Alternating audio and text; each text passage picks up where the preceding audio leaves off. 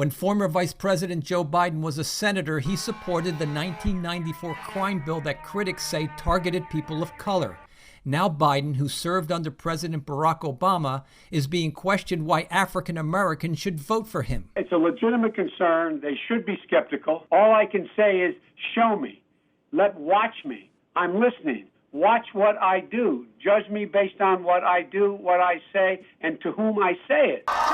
Touting experienced leadership and an ability to work with Republicans, Biden clinched the Democratic Party presidential primaries, even as the coronavirus pandemic essentially shut down the campaign.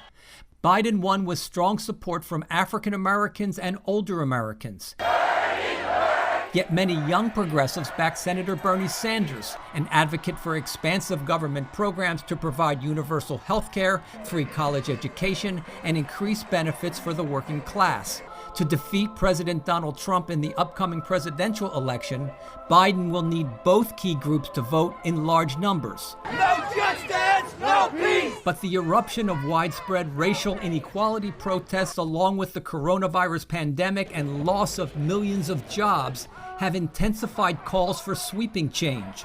Biden's bipartisan approach is facing new scrutiny from social justice activists that they say too often capitulated to Republican demands. Biden has had a very long career and taken positions over 40 years or so, some of which are not very progressive today and not very popular progressives. Expectations are growing that Biden will pick an African-American female running mate, but that may not be enough to rally progressives who want Biden to endorse criminal justice reforms under the defund the police slogan that would restrict police powers.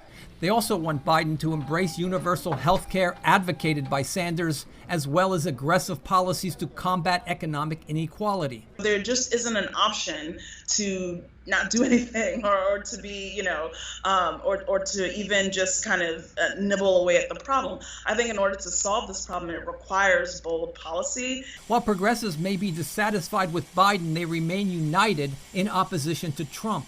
Well, I think at the very end of the day, Biden is going to capture progressive support, partly because it has nowhere else to go. In a recent national poll, Biden holds a significant 13-point lead, with only 35% of respondents saying they would support Trump.